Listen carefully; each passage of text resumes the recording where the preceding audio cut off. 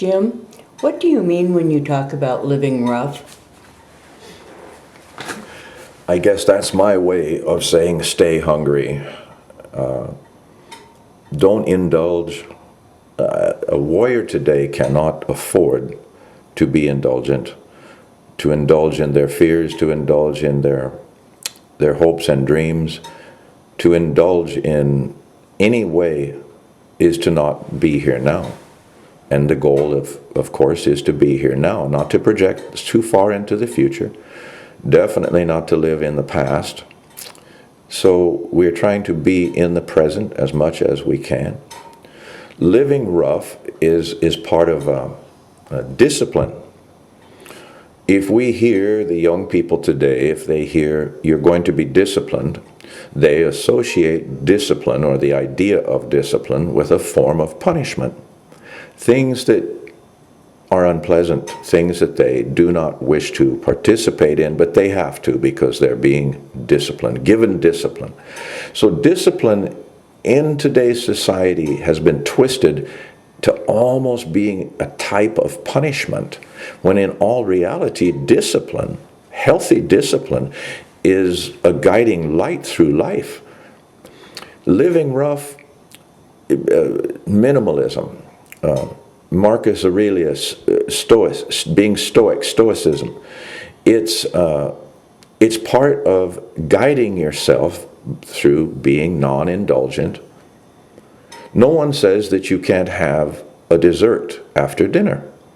But if you have 2 or 3 or 4 desserts, that's a little much. Don't indulge. Pull back on that. Realize that that's too much. To have a beer is not a big deal, but to drink a 6-pack or more every night is a big deal.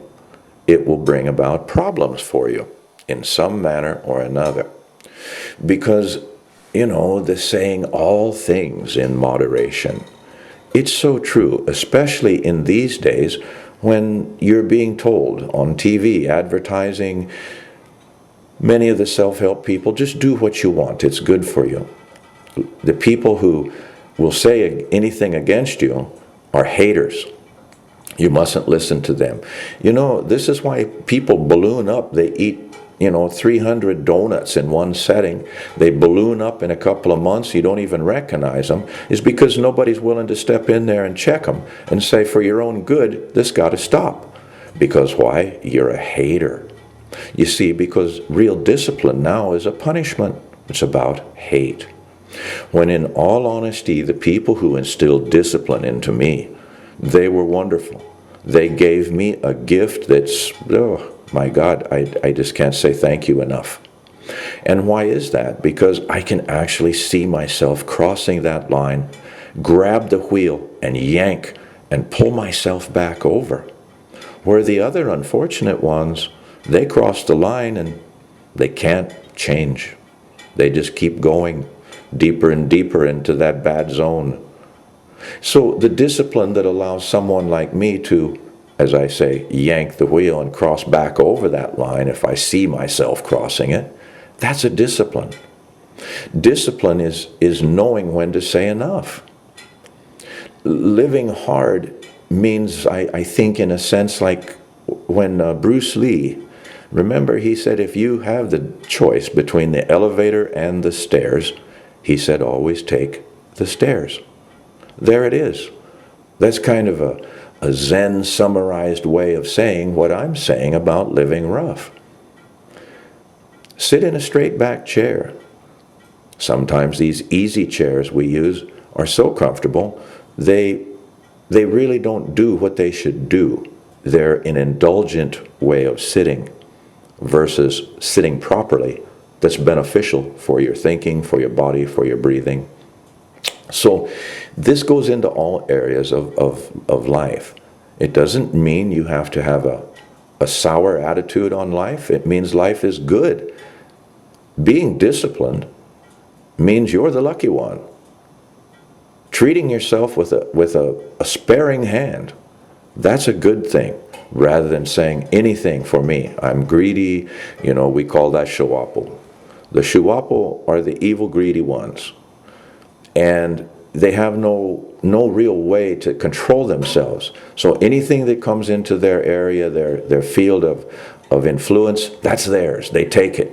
It's all mine, no one else's.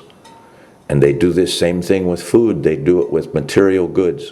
They even do it in the realm of the spirit, which is very bizarre. But this is the Shiwapa way. So when they do these things, you see it as undisciplined, unbridled greed. So the discipline that you must install in yourself can at first be painful, because we're used to being given anything that our hearts desire. So now we have to rein ourselves in. We have to grow up. We have to be responsible, not just for paying our bills, but for our actual state of being. And when we can do this, when we have discipline, not the study of a discipline, yoga may be a discipline, martial arts may be a discipline, but to have discipline, not to be in a discipline or study. A disciple is one of discipline. So it starts with you and radiates out.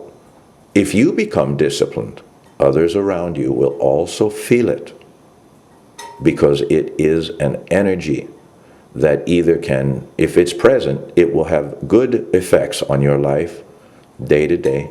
If it is not present, you will see negative effects upon your life day to day.